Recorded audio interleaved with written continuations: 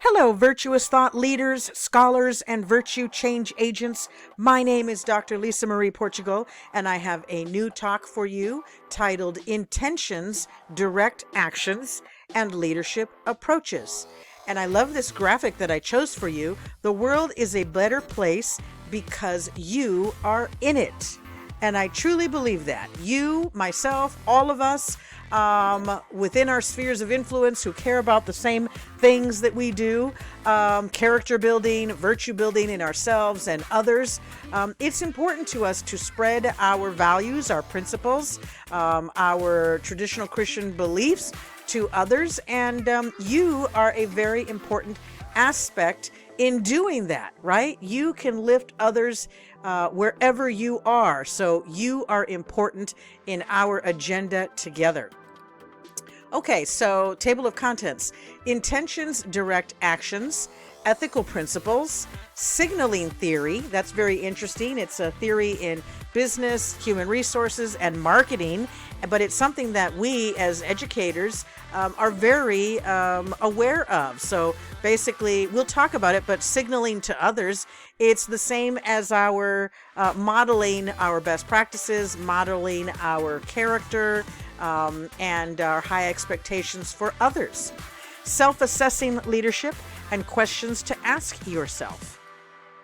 We will make this world. Isn't that cool? So you and I together, we will be able to work in unison to create the kind of society and community and world that we want to live in.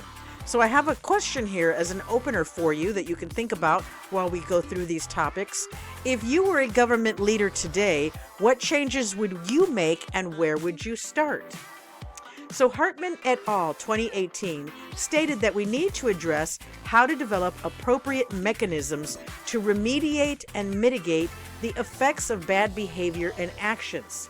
Furthermore, the researchers stated that humility and willingness to tolerate and foster a degree of creative experimentation might be needed.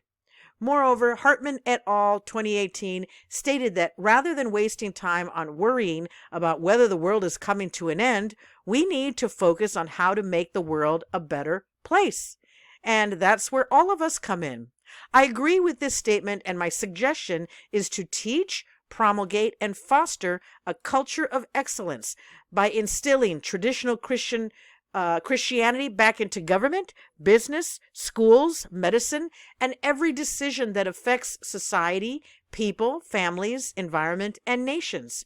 It is time for a change and a revert, meaning, reverting back to, a revert back to traditional values and virtues to foster healthy families and nations.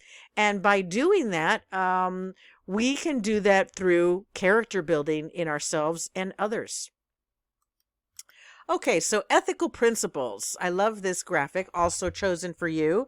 I am making the world a better place. I am making the world better. Well, there you go. But that is you, right? Okay, so ethical principles such as inherent dignity, justice, non-maleficence, respect for autonomy, and benefice. According to Hartman et al., ethical decision-making involves a logical process, rational justifications, giving proper attention to factors such as ethical principles, consequences to all stakeholders, alternative perspectives, and weighing facts.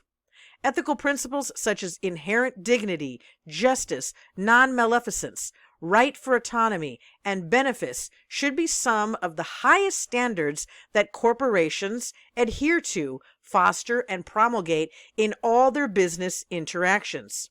In addition, traditional Christian values and virtues should be embedded in corporate professional development, leadership development, employee training, and code of ethics, policies, standards, and expectations. And for you, wherever you happen to be, think of how you as an individual can bring this kind of sentiment to your workplace, wherever you are. And what are your personal and professional code of ethics? Okay, I love this graphic here. Fell years ago, never gave it up. I just love that tree. I want that tree to be my friend. I mean, talk about not giving up, right? Look at that. Look at all the branches coming off of that stump. So I kind of like that for us as a model, right? We don't give up. We're going to continue to build character and virtue in ourselves and help others build it and maintain it within themselves as well, so we can build the kind of society and world we want to live in. This is also a very cool concept. Interesting because my parents used to always tell me things like this. And you may have parents who've told you these things. Your diet is not only what you eat, it is what you watch, what you listen to, what you read, the people you hang around. Be mindful of the things you put into your body emotionally, spiritually, and physically. Very cool idea, right? Okay, so here is signaling theory. All right, so let me start off with reading something about it. Signaling theory is a useful framework for understanding behavior when two parties have access to different information. In this theory, one party, the sender, right, meaning us, must choose whether and how to communicate or signal. And, you know, in education, we call that we model our best practices, and we model our highest expectations for others. Okay, so they decide whether to signal that information, and the other party, the receiver, people we work with, people we're teaching, whoever, you know, is in our sphere of influence, must choose how to interpret the signal. Signaling theory has been applied to a variety of fields, including management, entrepreneurship, human resource management, and marketing. So that sounds familiar, right? Sounds just like our modeling that we do in education.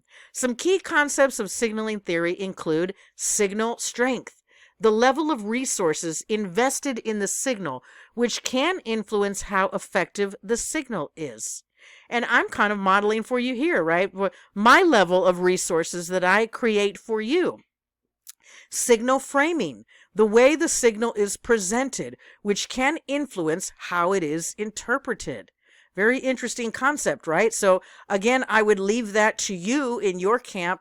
How are you going to frame for others to understand what it is that you're signaling or modeling to help lift all boats, all ships, right?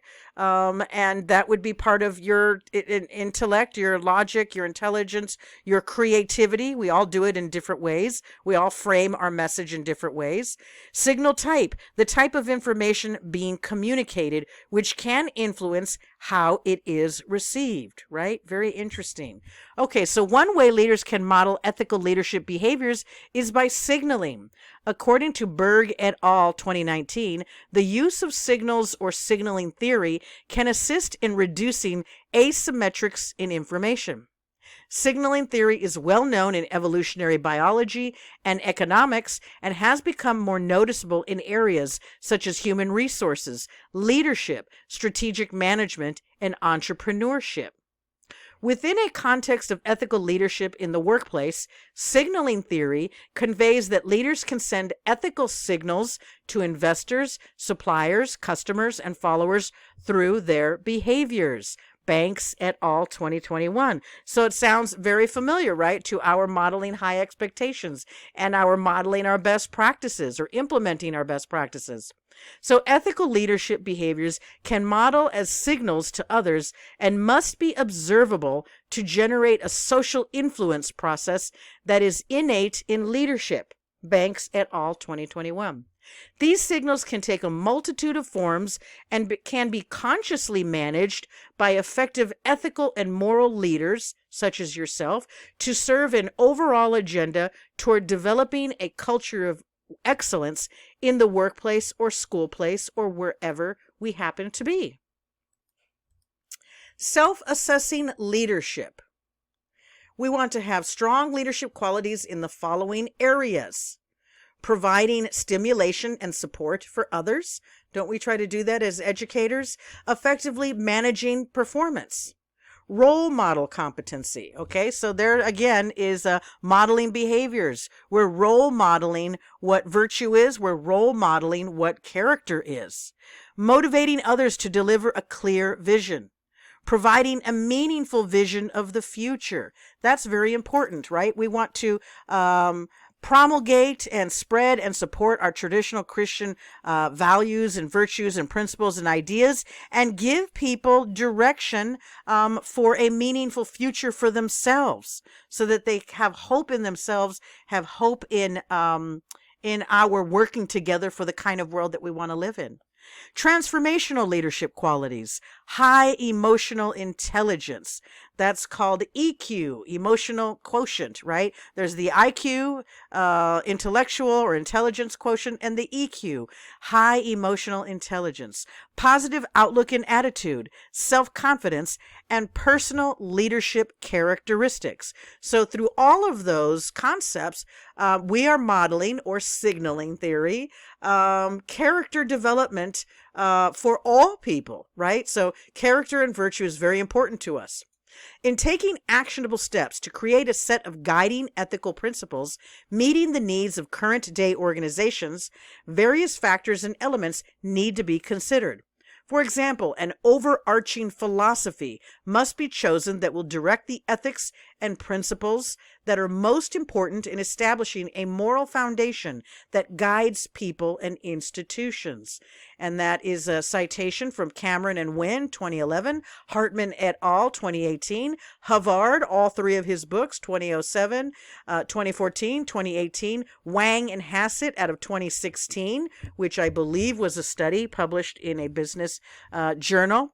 Choosing the correct philosophical foundation is key to establishing right actions, right behaviors, and right mindset within any organization. And I'm always talking about those three things, right? Right actions, right behaviors, and right philosophy or right mindset.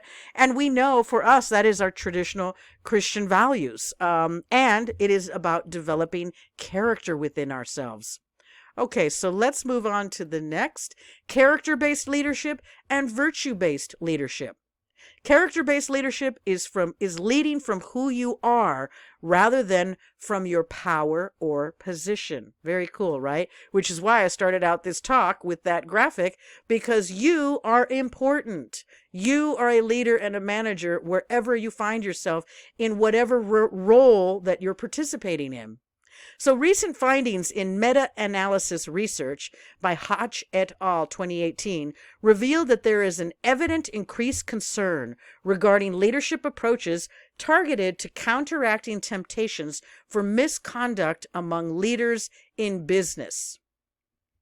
Various researchers have presented a virtuous leadership model, also known as character-based leadership or virtue-based leadership, as one visible approach or viable approach to fostering ethical and moral behaviors in leaders and followers. Again, a lot of citations there in studies from Byrne et al., Croissant et al., Wang and Hackett in 2016, and Wang and Hackett in 2020. So there's a lot of research out there about character-based leadership.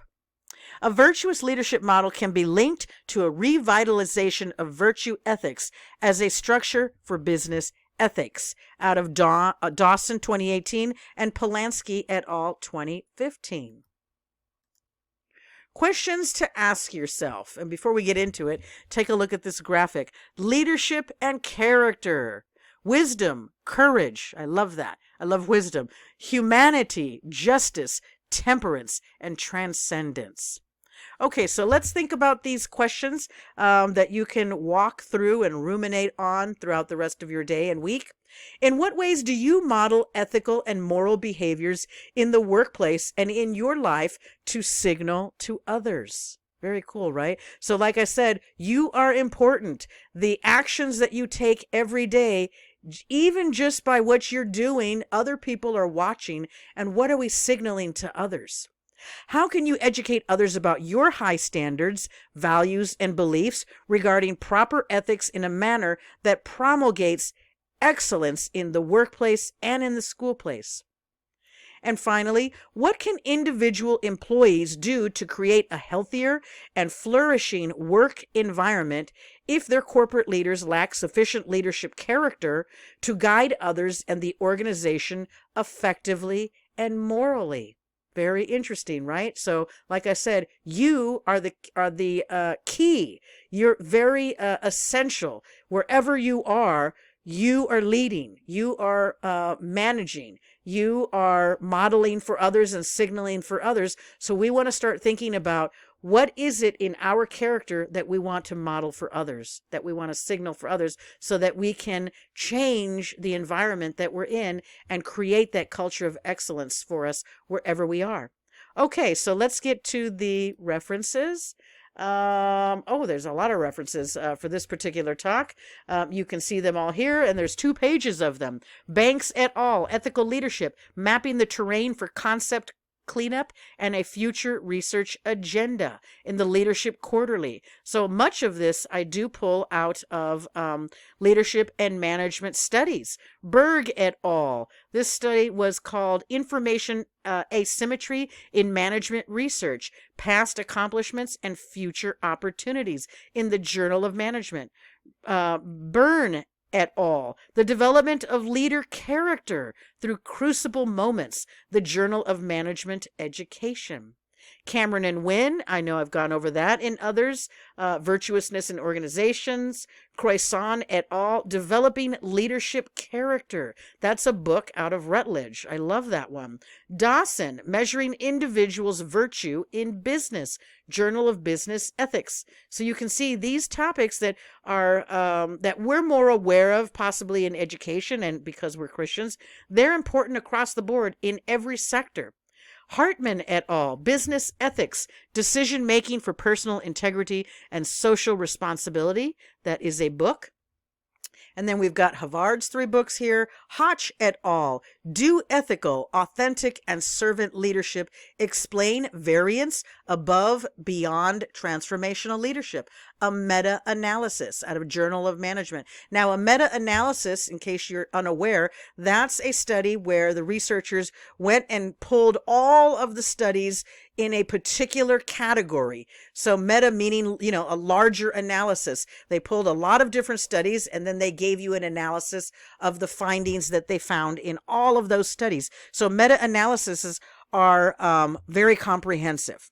All right, Polanski et al., Virtuous Leadership, Exploring the Effects of Leader Courage and Behavioral Integrity on Leader Performance and Image, right? So like I said, everything that we're doing, we're modeling for others all the time. That's out of the Journal of Business Ethics. And then, of course, there's my book, A Culture of Excellence. And these last 2 I wanted to cover because I just love Wang and Hackett. Wang and Hackett in 2016, Conceptualization and Measurement of Virtuous Leadership, Doing Well by Doing Good. Don't you just love that title?